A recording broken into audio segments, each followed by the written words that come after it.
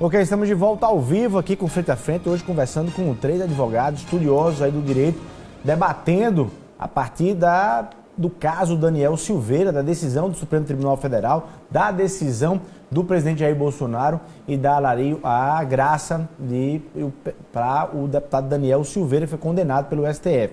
Quero saber se a dosimetria, se os 8 anos e 9 meses de prisão foram pesados pelo STF, abusou também ali dessa decisão, doutor Diego. Luiz, é um caso sem precedentes. A medição de força ao longo do processo, creio ter influenciado a dosimetria da pena, o que não deveria ser. Porque a análise jurídica, ela tem que ter esse necessário distanciamento dos fatos para que ela encontre critérios objetivos, tão apenas para se chegar àquela reprimenda penal. Isso, sobretudo, quando se trata da Suprema Corte do Poder Judiciário do nosso país. Então, penso que sobre essa ótica e analisando alguns precedentes que me vêm à memória, em casos que se assemelhariam, porque o caso é excepcional, reitero, eu acho que a dosimetria pode sim ser questionada. Talvez tenha havido excessos por parte do Supremo Tribunal Federal que quis dar uma resposta àquele que estava fazendo, como o ministro Lewandowski destacou, pouco caso, deboche da Suprema Corte. É importante que se entenda que foi também um processo, como o próprio Lewandowski ressaltou nas discussões plenárias, sem precedentes e como defesa da própria instituição do que é o Supremo Tribunal Federal. Agora, isso é perigoso, porque não pode isso influenciar no resultado final. Mas, ainda que houvesse excesso, ainda que haja palatáveis discussões sobre nulidades processuais, como a que destaquei há pouco, né? A ausência do acusado na sessão de julgamento, que foi impedido de entrar no STF, recursos pendentes da defesa, etc. De decisão judicial se recorre, inclusive da dosimetria da pena, né? Mas o que nós estamos vendo é uma politização do judiciário e uma judicialização da política. É o check and balance, que o Dr. Jorge bem colocou e foi destacado pelos ministros, descarrilhado. É um poder avocando para si a competência do outro e dizendo que é uma discricionariedade, que não precisa nem sequer fundamentar, mas fundamentando. E fundamentando naquilo que foi discutido por amplitude no outro poder. Tá, e só para registrar, você falou aí na expressão pouco caso, citando aí o ministro Lewandowski, essa informação aqui no G1 é de que desde o dia 17 deste mês, a tornozeleira eletrônica do deputado Daniel Silveira estava ali desativada. Quando foram retirar isso, fizeram aí essa constatação. Antes da condenação. Até para saber se isso pode gerar alguma dificuldade para ele. Outra discussão também que me parece que não está afindada ainda, Luiz, que é importante se destacar, além dessa, que pode trazer sim uma repercussão, penso, é o fato da graça ter se dado pelo presidente da República antes mesmo do trânsito em julgado. A própria defesa do parlamentar deu uma entrevista logo após a sessão de julgamento, pública, notória, está na internet, avocando diversas possibilidades recursais dessas matérias que estava aventando há pouco. Embargos, né? Habeas corpus, como impugnar alguns atos dos ministros pontualmente durante o processo. Então, havia discussões pendentes. Então, outro ato que pode justificar uma revisão, seja pelo Poder Legislativo, como falei há pouco, seja pelo próprio STF, porque a ele cabe a última palavra quando se trata de guardar a Constituição, é assim o equilíbrio dos nossos 3 poderes, é um dos motivos que podem ensejar, sim, na nulidade do decreto do presidente. Mas isso, a questão aí do trânsito em julgado, foi por maioria que o Supremo entendeu que era constitucional o decreto do Michel Temer. Mas por unanimidade, salvo engano, foi por unanimidade, todos os ministros disseram que, com relação ao trânsito julgado, realmente não há necessidade. Então, absolutamente. Já transitou quase, porque 10-1, vai mudar o quê agora?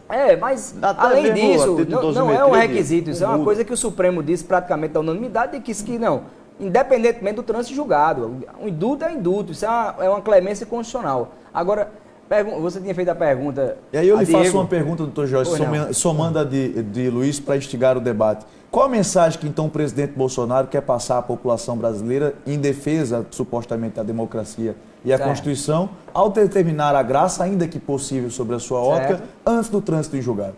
Isso, na política, nada é sem causa. Primeiro, ele já estava, né? Ele já estava com medidas restritivas de direito. Ele estava de tornozeleira, estão dizendo agora que ele que a tornozeleira não estava funcionando. Aí vai ter que ver se a culpa era dele ou não, e se foi dele, aí é outra situação. Mas ele já estava com sobre ele a pecha de criminoso e já sofrendo parte dos efeitos da condenação. Inclusive, estava afastado do seu mandato. Passou um ano preso.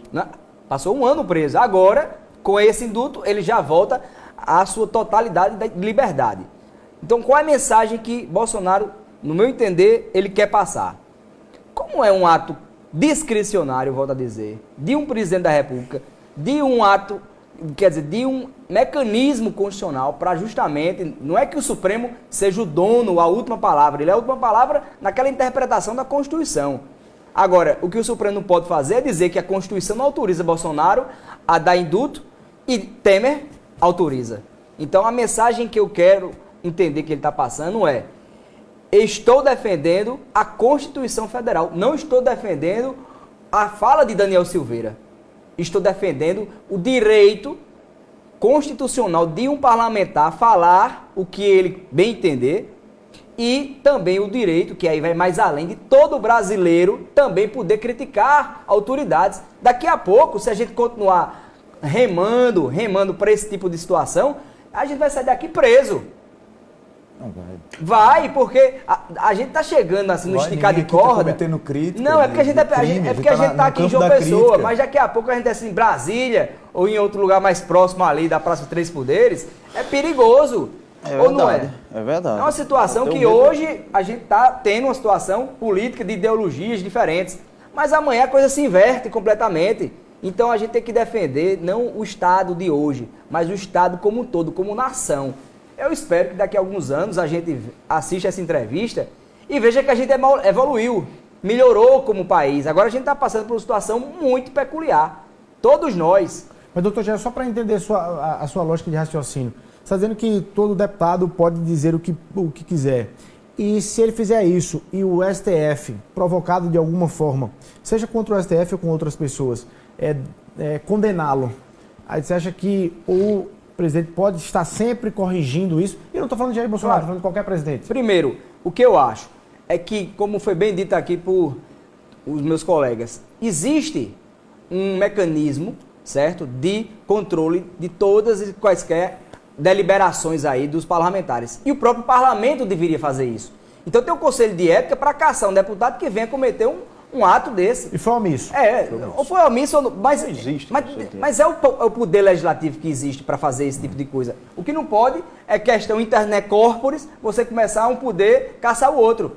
Então aí você começa a criar esse atrito entre poderes. Então assim, você tem um deputado que foi preso, tem o Supremo que julgou e era vítima, aí depois tem o presidente que desautoriza o Supremo com a Constituição. Então é um mecanismo de freios e contrapesos. Mas aí é que tá. Quando você fala que tem um presidente que desautoriza o Supremo, quando eu lhe questiono qual a mensagem que Bolsonaro passa, ainda que você compreenda, ou é possível que se compreenda, respeito quem assim compreende, que o ato era legal, era legítimo e era possível por ser uma prerrogativa do presidente. Embora que eu acho que mesmo sendo prerrogativa, há a possibilidade de se analisar a motivação pelo campo jurídico e político. Mas a postura de Bolsonaro, ela se dá para apaziguar a situação de ofensa à democracia, ou ela acirra ainda mais a disputa com relação ao que se discutia no Supremo Tribunal Federal, que eram ataques reiterados da postura de um parlamentar, utilizando-se da imunidade parlamentar, utilizando-se de um escudo a título de ser liberdade de expressão para cometimento de crimes, como a defesa do AI-5, que foi um dos piores momentos da história do nosso país. Com todo o respeito ao Supremo. Agora vamos começar.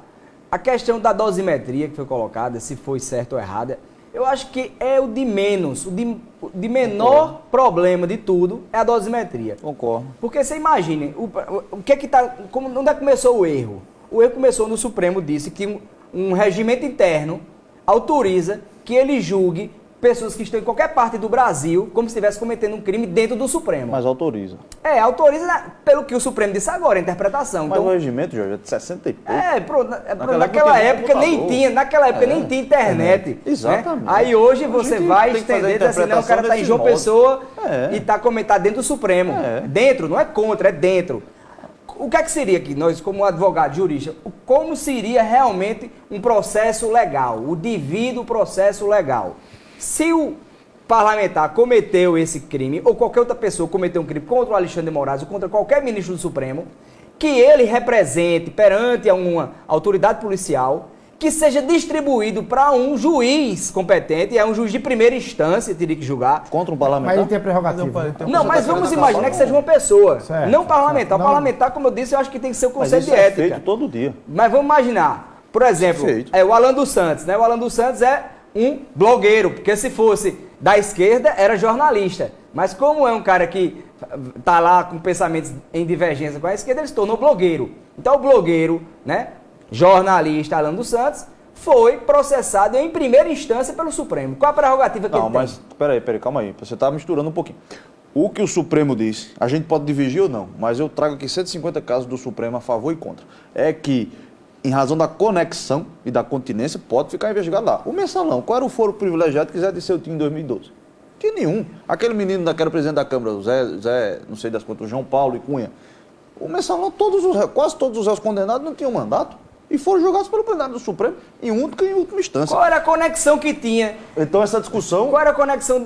Com quem? A conexão com quem? A conexão que montou-se uma De quem? horda de delinquentes ali para tentar fechar o Supremo. O gabinete do ódio. O Então, gabinete do o gabinete ódio. do ódio. Ou você acha que isso caiu do céu, Não, Jorge? vamos lá. Você acha que O isso que é caiu que a do gente céu? tem? Esses meninos começaram a esculhambar o Supremo A assim, gente tem como um tá eu aqui processo. num canto, tu no outro. A gente tem um Isso é uma processo coordenação, a coordenação vinha da que não presidência da teve República. devido processo legal desde o início. Teve, porque sim. não Existem houve discussões instauração polêmicas, perante mas- por uma autoridade policial ou pelo Ministério Público, que foi de ofício pelo presidente do Supremo, que não houve sorteio, ele designou um Isso relator. aí, essa distribuição está errada. Distribuiu diretamente. Distribuição tá Você que errada. vai. Então, a partir dali, o Alexandre Moraes podia Mas julgar é o que, é que eu nada. vou perguntar a você. Segundo, Eu vou perguntar era a você. vítima e julgando si próprio. Você imagina, você vem no carro. Não, quem era vítima não era Alexandre de Moraes. Quem era vítima era a dignidade do Poder Judiciário, do primeiro grau até o Supremo. Eu pergunto uma coisa a você.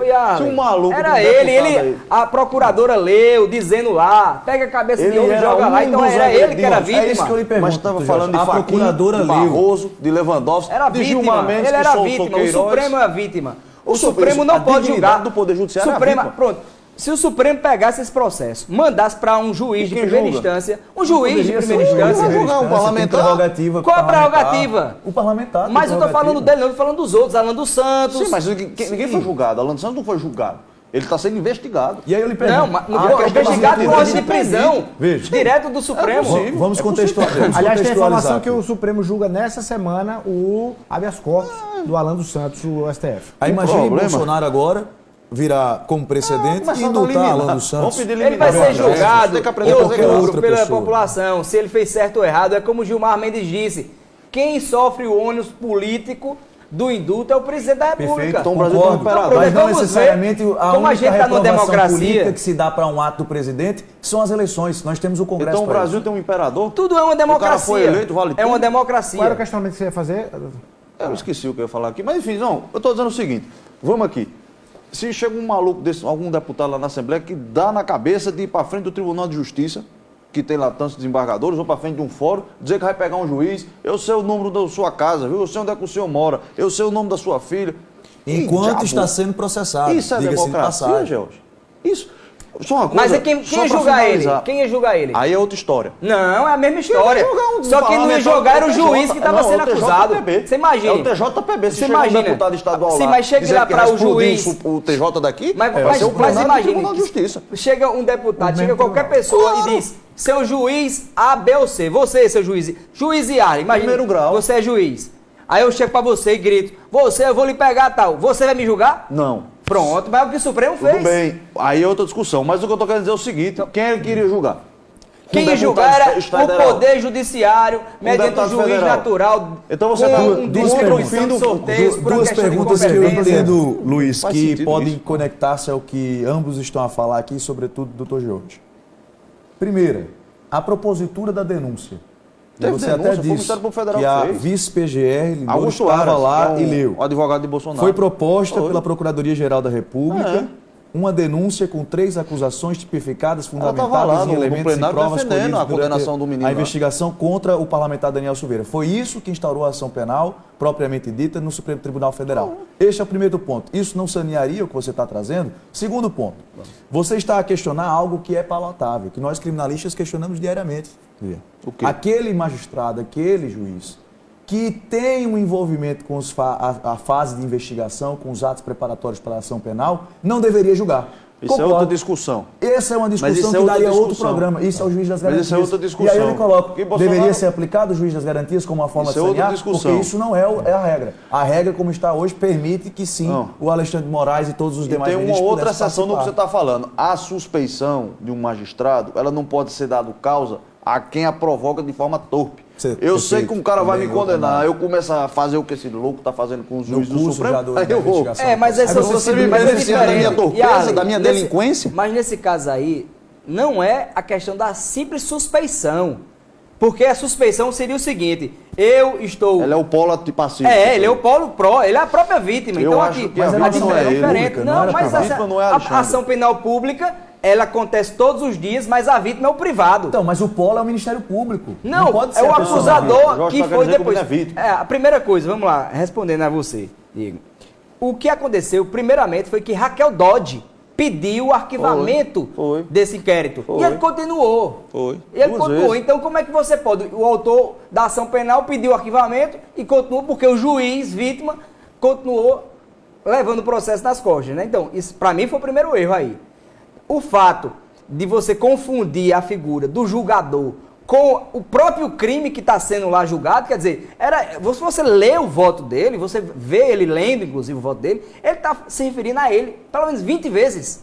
Mas não só a ele. Mas não só a ele, mas a ele Não também. só a ele. Imagine que você vem aqui, aí tá, como você disse, a questão na Paraíba, aí você vai e chama 3 juízes ou 3 membros de qualquer poder, disso ou daquilo outro, e é julgado por eles? Mas O há uma problema, distinção aí. o problema Quem é vai o julgar precedente Supremo? que está Quem se vai criando, julgar- que é o quem vai julgar acima Supremo. do Supremo? Olha, Bolsonaro vai... mas imagine, se foi o o que ocorreu. Supremo continuar com isso, todos nós no Brasil vamos viver uma ditadura Eu não inquisitorial. Eu não sei, eu tenho minha Olha, se Bolsonaro Posso até estar errado aqui, continuar mas eu com tenho minhas isso, nós dúvidas. não vamos ter diversos casos de graça sendo concedidos para seus correligionários? Vamos ver se Olha, o povo vai achar bom ou ruim debate, isso o em debate outubro. correu aqui que o horário já passou, Pode né? ser E na verdade quero até agradecer aí a audiência, muita gente mandando mensagem aqui e parabenizando todos vocês, naturalmente, cada um com suas posições aqui.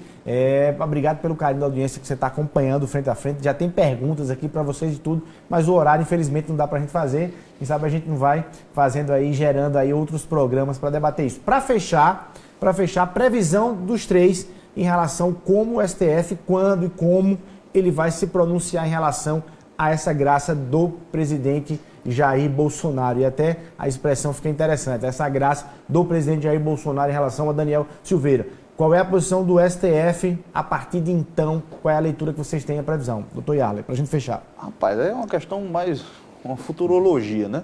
Mas eu acho que o Supremo, se for para agir certo, tem que derrubar essa graça. Até porque, como a gente está falando aqui, vai virar um... Agora vai pegar fila. ou espera esfriar? Não, a conveniência de esfriar ou não, isso é uma coisa que o Poder Judiciário não deveria fazer, mas o momento é ímpar. O STF, de uma forma ou de outra, ele termina fazendo política também, e isso não é errado, de uma forma ou de outra. Então aí espera aí passar essas eleições, porque eu que eu estava dizendo antes, eu digo de novo, o que o Bolsonaro está querendo, o que o presidente da República está querendo, ele não está querendo indultar esse menino, porque ele gosta desse menino. Ele está querendo criar uma confusão no Brasil para ver o que é que ele vai fazer aí, o que é que vai sair daí dentro, entendeu? Então, assim, eu acho que o Supremo, juridicamente, teria que derrubar essa graça. E se derrubar, toda a condenação recai sobre Não, o volta Daniel Silveira, tudo a ser volta tudo. como era, como o Supremo determinou. E o que é que o Congresso pode fazer para ajudá-lo? Ajudar o Daniel Silveira? Até onde o Congresso disse assim, olha, no mandato dele ninguém tira. É complicado, porque a Constituição Federal já estabelece o que Jorge está chamando de imunidade. O Supremo, julgando isso, disse que a imunidade não pode ser para praticar crimes e tem que ser no sentido com relação ao mandato, e fechar o Supremo não é relação do mandato de um deputado federal, inclusive o Supremo, Jorge, que o menino está dizendo aí que é petista, o Daniel, mandou prender preventivamente um senador da República em pleno exercício do mandato. Sim. E eu não vi o democrata Jair Bolsonaro, na época, fazer nada. O Delcídio de Amaral. Delcídio Amaral prendeu preventivamente quando não tem uma vírgula na Constituição que autoriza isso. Até os próprios ministros teorizavam, dizem, não, eu estou fazendo aqui uma coisa excepcional. E não se aguardou a convalidação. Não se aguardou nada, botaram com casca e tudo, entendeu? E repetir agora. Desse jeito. Hã? E repetir agora. Agora é discutível, né? Agora a questão da imunidade é plenamente discutível, porque o STF já relativizou isso 150 vezes. Inclusive, só para terminar, Luiz, que eu sei que o tempo está curto, Bolsonaro é réu no Supremo. Porque ele disse lá que aquela menina não merecia ser estuprada, né? Tem mais de uma ação. A Maria do Rosário. Ele é réu, Esse está é uma suspenso delas. porque ele é presidente da República. Quando ele deixar de ser Mas ele presidente... foi eleito por conta disso. Porque ele conseguiu provar que era justamente o contrário. Ele, na verdade, a naquele menina dia... merecia ser estuprada. Não, na verdade, quando ele disse aquilo ali, se você não lembra, acho que você deve lembrar, foi justamente porque tinha 3 rapazes que tinham estuprado durante uma semana, né? Um casal, e mataram. Estupraram, mataram e cortaram em pedacinhos. E ele tava lá, era o Chambinha, se não me engano o nome dele, Champinha. Pode botar no Google lá, depois você vai ver. E aí ele tava lá, dando entrevista lá no Salão Verde, quando chegou a Maria do Mas Rosário... não foi na hora, não, foi depois. Não, foi lá na hora mesmo. Não. E tá lá. Esse crime de E aí foi ela em ficou chamando ele de 2003. estuprador. Diz, você Não. é estuprador. E ele tava defendendo, na verdade, o não estupro. Ele tava lá com a lei de castração química. Esse crime foi em 2003. Essa declaração belíssima de Bolsonaro foi em 2015. Ele Não, ele começou lá atrás, logo lá atrás. Aí depois ela ficou, a esquerda ficou trazendo isso a miúde para dentro do processo eleitoral, só fez, na verdade, mostrar a incoerência que estava se defendendo ali. Por que a incoerência? Já que você trouxe essa discussão. Porque naquele momento, o que ele estava defendendo era a mulher que tinha sido estuprada e morta. Aí chega Maria do Rosário, na questão daquela menoridade, defendendo a menoridade penal, que não podia aumentar a idade lá para ser processado e julgado, de 18 anos, e aí ela terminou defendendo que tinha matado uma mulher lá estuprada.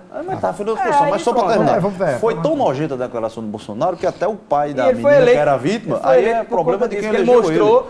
que Mas a a incoerência da declaração dele foi esquerda. tão nojenta que até o pai da menina se colocou contra o que Bolsonaro estava fazendo. Então, assim, a discussão é mais ou menos isso aí. essa. Tá. Vamos Cada voltar um aqui. tem direito. STF, então, doutor Diego, na sua visão, o que é que ele faz com esse processo e quando? STF tem que ser o guardião da Constituição. Senão a gente tem um desequilíbrio entre os 3 poderes. Aí ele vai competir a última palavra. Quando é difícil de se avaliar? Não concordo com o nosso colega Dr. Yarley, com todas as vênias, de que ele deve atrasar essa discussão. Acho que isso tem que entrar dentro da discussão no que for pertinente a ser feito da pauta do STF, como normalmente deve ser feito. Não pode ponderar os efeitos políticos dessa questão num julgamento independente de uma jurídico. convulsão Mas que também foi- esperaria que tivesse uma posição mais firme por parte da nossa Casa Legislativa, onde o debate democrático é mais amplo. E aí finalizaria dizendo que viva a democracia. Nós aqui estamos em consonância de ideia, em divergências em outros tantas, discutindo sem nenhuma repercussão. Ninguém vai sair daqui preso, pelo contrário, vamos nos Exatamente, cumprimentar, pode. vamos todos para os nossos deveres, nas nossas casas, e é assim que deve ser feito. Então nenhum poder pode se sobrepor ao outro, ninguém é um rei absoluto, o Estado não é personificado na pessoa do presidente Jair Bolsonaro para poder dar graça a quem quer que seja, sem qualquer efeito jurídico ou político dessa decisão. Essa decisão sim precisa ser revista, tanto pelo Supremo Tribunal Federal, que é o guardião da Constituição, mas como eu acredito que deveria ser também, para a amplitude do debate em vigor da democracia, pela Casa Legislativa. Perfeito. Doutor George. Terminando aqui também, agradeço o debate e faço minhas as palavras de Diego, que foi que o Supremo deve ser o guardião da Constituição. Então, enquanto guardião da Constituição, que ele leia a Constituição conforme ela está escrita, onde dá ao presidente a prerrogativa privativa de conceder indulto e graça a quem ele bem entender, na forma que ele bem entender, sem qualquer fundamentação no juiz discricionário. Porque isso não foi Bolsonaro que escreveu, não pode ser amanhã Lula que vai fazer isso ou qualquer outro presidente, porque isso está escrito na Constituição. Tá ruim, muda a Constituição. Agora o que não pode o Supremo uma semana julga dizendo que o presidente pode dar indulto, quando muda o presidente ele diz que não pode. Aí sim é a falta de coerência jurídica. E o que o Brasil precisa, doravante, é que tenhamos uma coerência, porque aí teremos segurança jurídica para todos nós. Tá aí, agradecer, só fazer um registro aqui, a informação de que o ex-juiz, ex-ministro Sérgio Moro disse que a punição ao Daniel Silveira foi excessiva e acha que Bolsonaro poderia ter dado um indulto parcial. Eles não são idênticos, né? Quando a esposa dele não disse isso. Eles são? Idênticos. Se a esposa de Moro não disse isso, tá aí. Um dos que elegeu o Bolsonaro, que Bolsonaro agora não gosta também, é uma loucura. Não dá, o país não pode continuar. Bom, desse a gente jeito, teria, né? teria mais tema para outros debates, mas eu queria agradecer a esse é presença outro de todos delinquente. vocês. Debate enriquecedor, vocês, enfim, conseguiram aí trazer os conteúdos para quem estava nos acompanhando. Doutor Yarley, muito obrigado pela sua presença. Obrigado, Luiz. Obrigado, Jorge.